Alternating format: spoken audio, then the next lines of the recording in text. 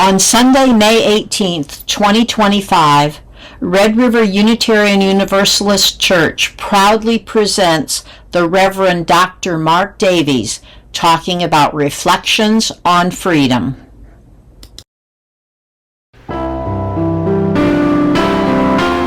Welcome from Red River Unitarian Universalist. Thank you for joining us. The religion we practice in this church is centered in the here and now, rather than the hereafter. It is more of a thinking kind of religion than a believing kind. It is governed more by reason than by tradition, more concerned with the present than the past. It is concerned with getting the most out of life, with living wisely and well. A major aim for us is continually expanding our understanding of life and ourselves. This church is a community of people who share in the free and open search for a level of understanding that will enable us to be more fully and effectively alive. The church does not tell us what we must believe. It stimulates us to think. It supports us in our search. You are welcome to join us. Our centering value is love, with transformation, generosity, equity, interdependence, justice, and pluralism.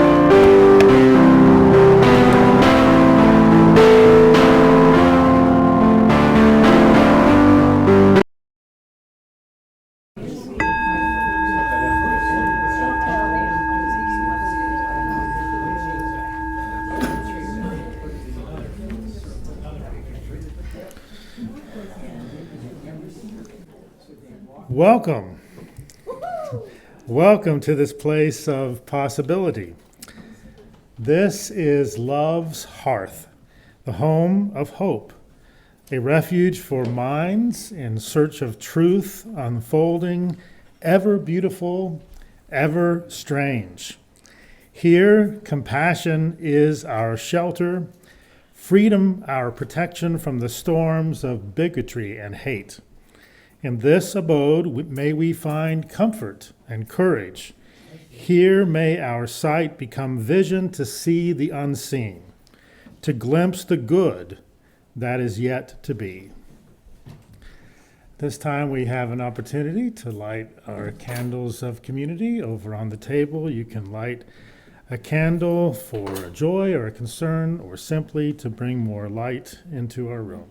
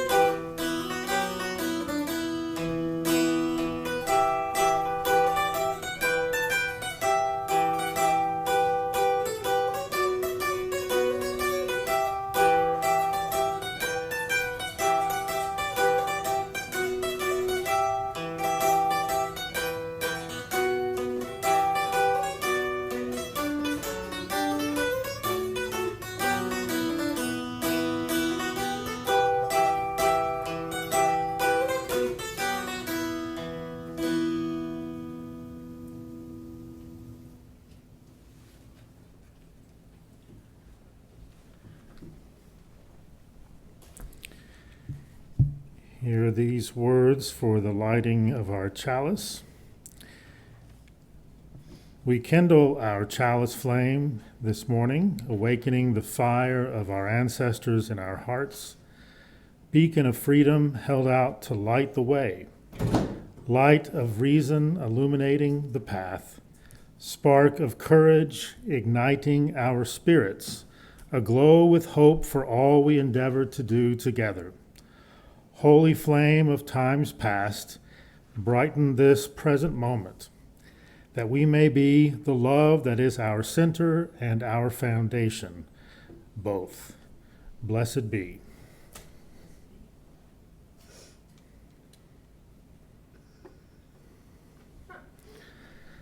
Let's join together in the spoken affirmation. Love is the spirit of this church, and service is its law. This is our great covenant, to dwell together in peace, to seek truth and freedom, and to help one another. We light this peace candle to remind us of all the places in the world where there is no peace. Join me in the words now on the screen. Lead me from death to life, from falsehood to truth. Lead me from despair to hope, from fear to trust. Lead me from hate to love, from war to peace. Let peace fill our hearts, our world, our universe. Our opening thought this morning comes from the historian Timothy Snyder, and this thought comes from his work on tyranny. Believe in truth. To abandon facts is to abandon freedom. If nothing is true, then no one can criticize power, because there is no basis upon which to do so. If nothing is true, then all is spectacle. The biggest wallet pays for the most blinding lights.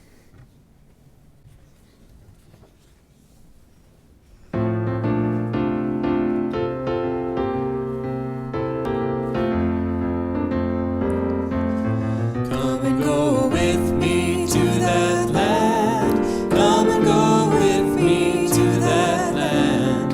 Come and go with me to that land where I'm bound, where I'm bound. Come and go with me to that land. Come and go with me to that land. Come and go with me to that land where I'm bound. There'll be freedom in that land. There'll be freedom in that land. There'll be freedom in that land where I'm bound, where I'm bound.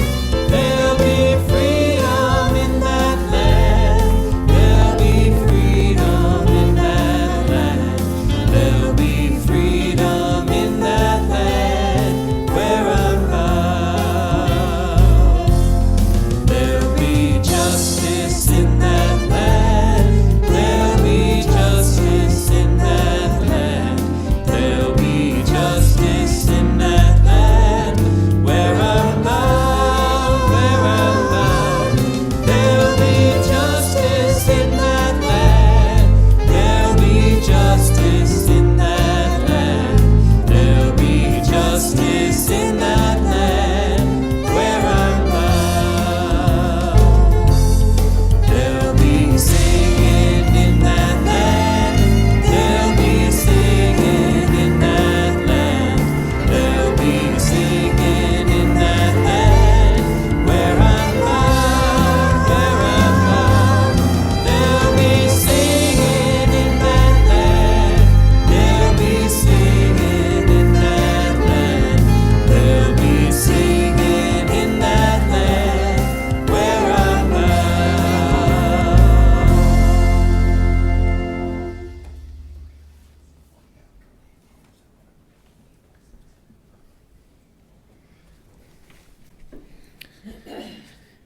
Our next reading is also from Timothy Snyder from his recent book on freedom. And the discourse today is a reflection on the themes of this book on freedom. Snyder writes, "In this book, I aim to define freedom. The task begins with rescuing the word from overuse and abuse. I worry that in my own country, the United States, we speak of freedom without considering what it is. Americans often have in mind the absence of something, occupation, oppression, or even government. An individual is free, we think, when the government is out of the way. Negative freedom is our common sense. To be sure, it is tempting to think of liberty as us against the world, which the notion of negative freedom allows us to do. If the barriers are the only problem, then all must be right with us. That makes us feel good. We think that we would be free if not for a world outside that does us wrong. But is the removal of something in the world really enough to liberate us?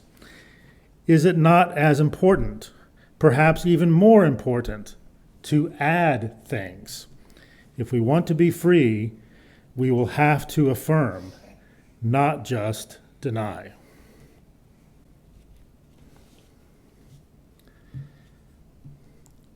For our time of meditation, we'll be hearing some words from George Kimmick Beach, giver of being and freedom. Let's take a moment to sit as comfortably as we possibly can, perhaps with both feet on the ground. Take some moment to breathe deeply, breathing in and out, in and out.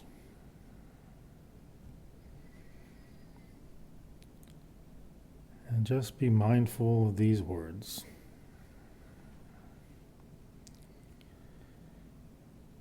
Giver of being and freedom, thou who touches our lives in unforeseen ways, who unsettles our ease and upsets our self-satisfactions.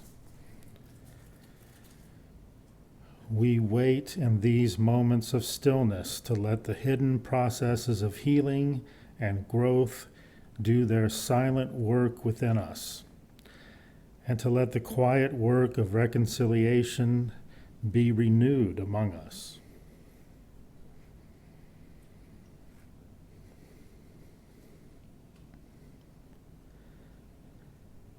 Because we know that the ultimate issues of life, healing and growth, reconciliation and renewal, cannot be forced, neither by excess of activity nor by tumult of our words, we seek out this stillness. We seek the quiet, the resting place of our restless hearts.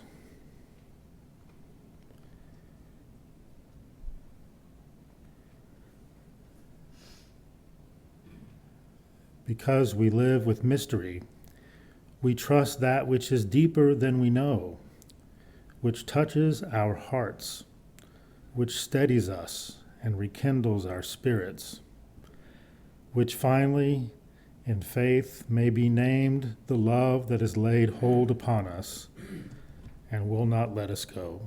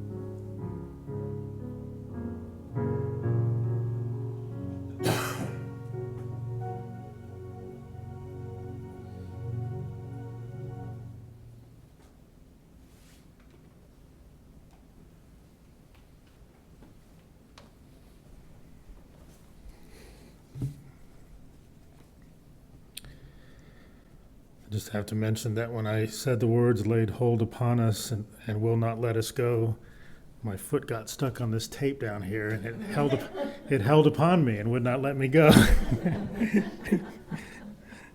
Serendipity. Our next reading comes from Timothy Snyder again, from On Freedom. We enable freedom not by rejecting government, but by affirming freedom as the guide to good government. Reasoning forward from the right definition of freedom, I believe, will get us to the right sort of government.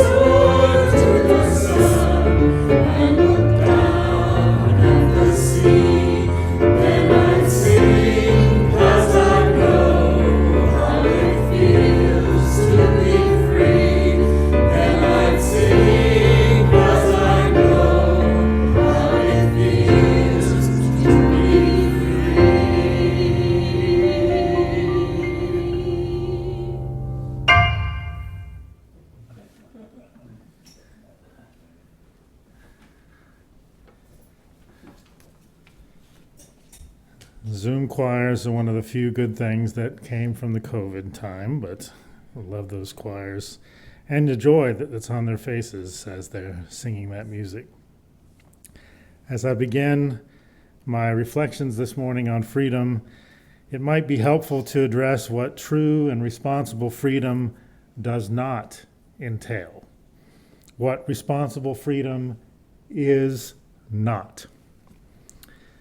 Responsible freedom is not the freedom to harm others. Responsible freedom is not the freedom to discriminate against others in the public sphere. Responsible freedom is not the freedom to dictate the parameters of the health care of others. It's not the freedom to establish prayers of your religion or to restrict the teaching of science in public schools. Responsible freedom is not the freedom to force others to follow the rules of your religion or the freedom to tell other adults whom they can marry.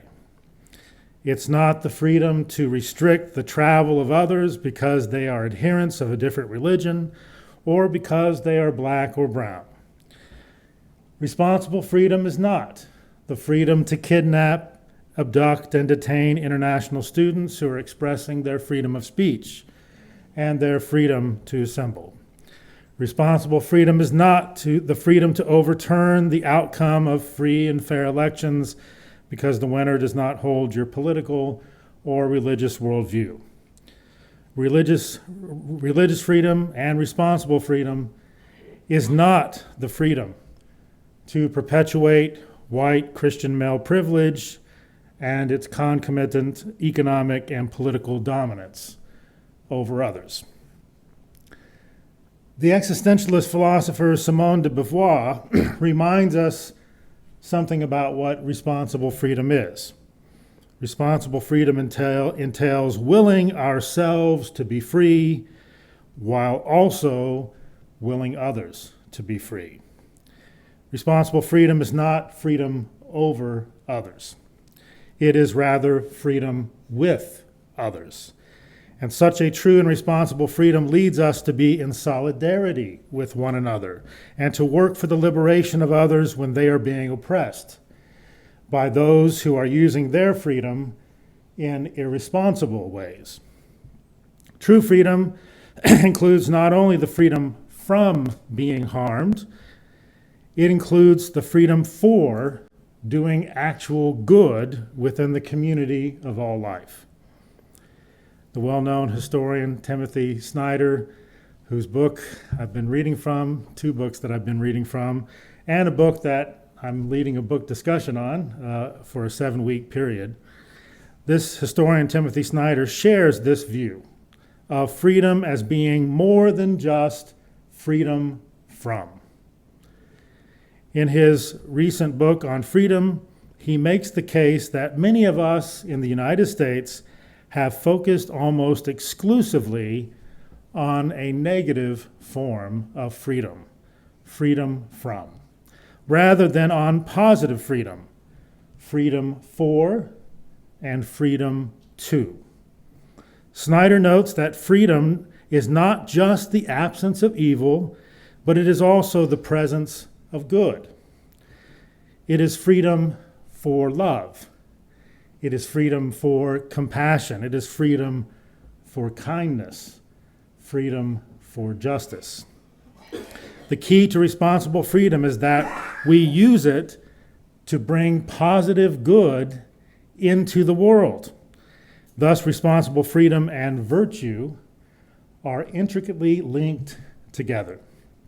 In Snyder's view, when we think of freedom only in the negative sense, as a freedom from, there is more of a tendency to view freedom as a given, rather than something that must be constantly created, something that must be won in each generation for the sake of itself and for future generations. And Snyder warns that, quote, "When you think freedom is given, you have already lost it," end quote. Perhaps this is why the United States is currently losing its freedom so quickly. We overemphasize freedom from rather than freedom for and freedom to, freedom from restrictions, freedom from regulations, freedom from government, and freedom from taxes, rather than freedom for cultivating the well-being and the flourishing of the whole human community, the well-being and the flourishing of the community of all creation, rather than freedom to do all the good we can for all the people we can and for all the sentient beings we can, as long as we ever can. Our overemphasis on negative freedom rather than the positive freedom that Snyder is talking about has led the United States to become less free than we otherwise could be. Even though we celebrate in word and in song that we are, quote, the land of the free, Snyder notes that when it comes to basic civil and political liberties, there are 50 countries in the world that rank higher than the United States. We rank together with South Korea, an ally of ours, and Romania, a country that we usually don't think of as a peer, but that's where we rank in terms of basic civil and political liberties in the world. And when you measure freedom in a more positive sense, as freedom for and freedom to, and include, for example, freedom to have quality and accessible health care, the United States falls even more in the global rankings. In short, our focus on negative freedom, on freedom from rather than freedom for and freedom to, is making us less free. We see this in our precipitous fall in the democracy index over the last decade, and in the fact that we are no longer seen as a full democracy, but as a flawed democracy, with a significant risk of becoming a failed democracy as we move into full-blown autocracy. We also see that this loss of freedom is making us measurably less happy, less healthy, less educated, and more corrupt as a society.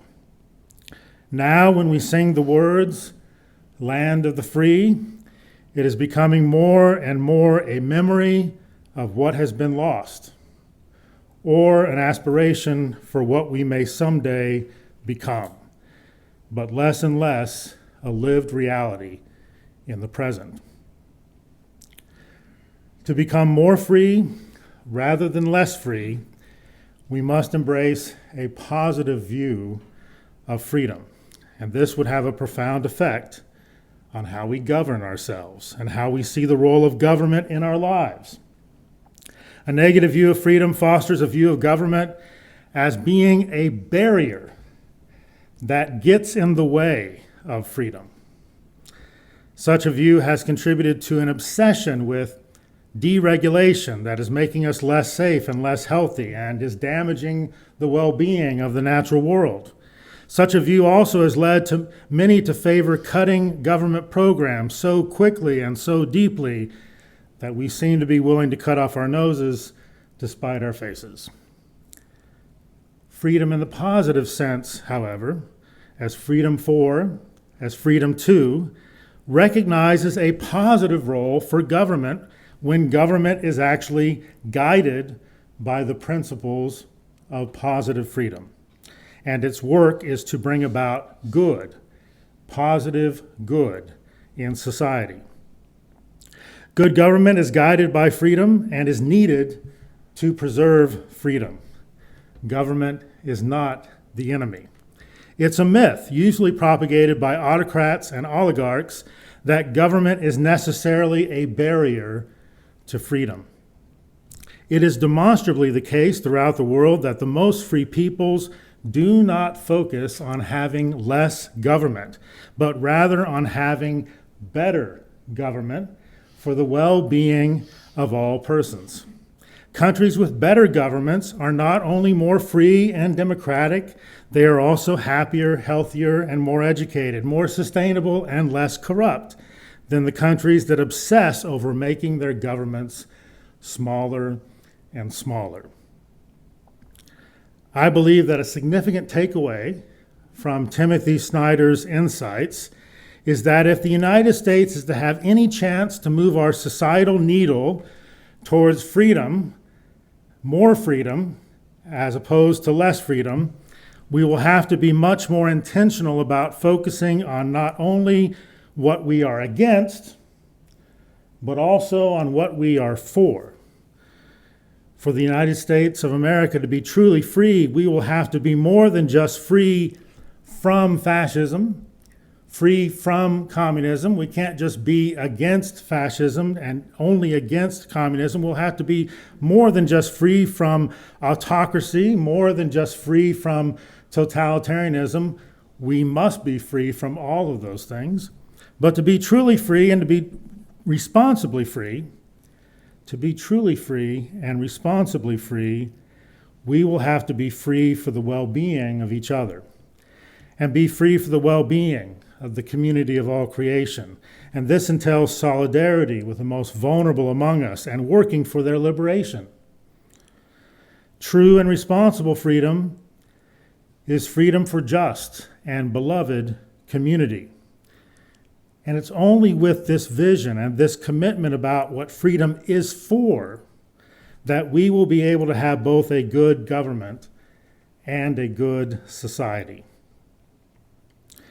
May we all use our freedom responsibly to make the beloved community a reality.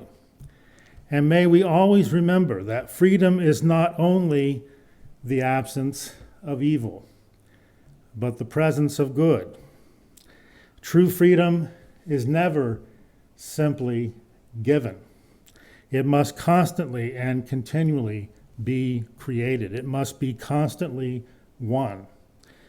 If we remember this, and if we are brave enough to live into this more fully, then maybe, just maybe, we might have a chance to someday become that to which we aspire, the land of the free.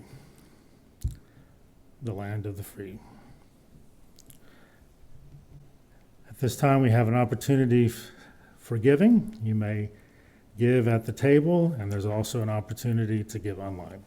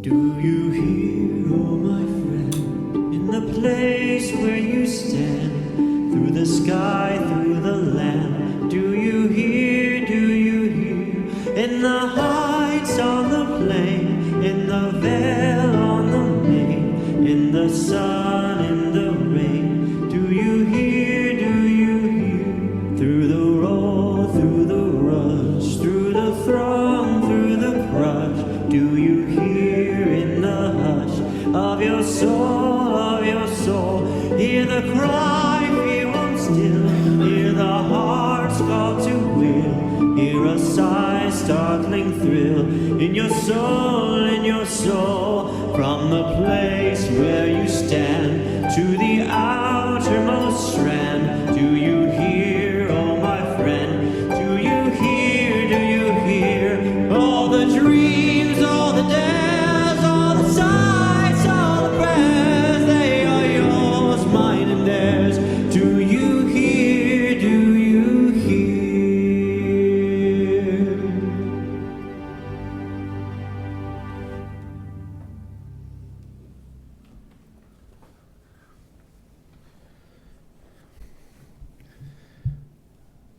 Our parting thought comes from John Lou Johnston.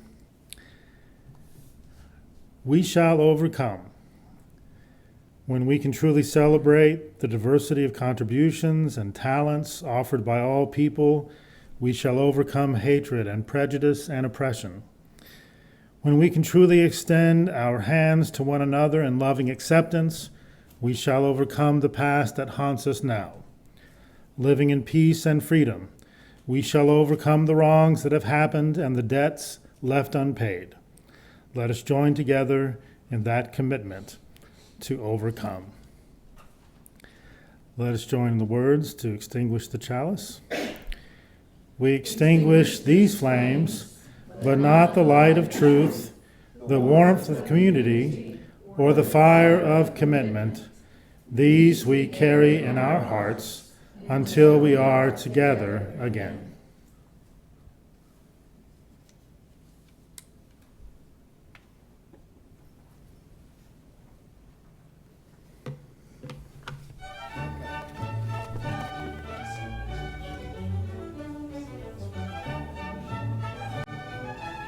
We'll be having our spring congregation meeting, which is what the range, there's food in the kitchen, and we'll get food and bring it on down.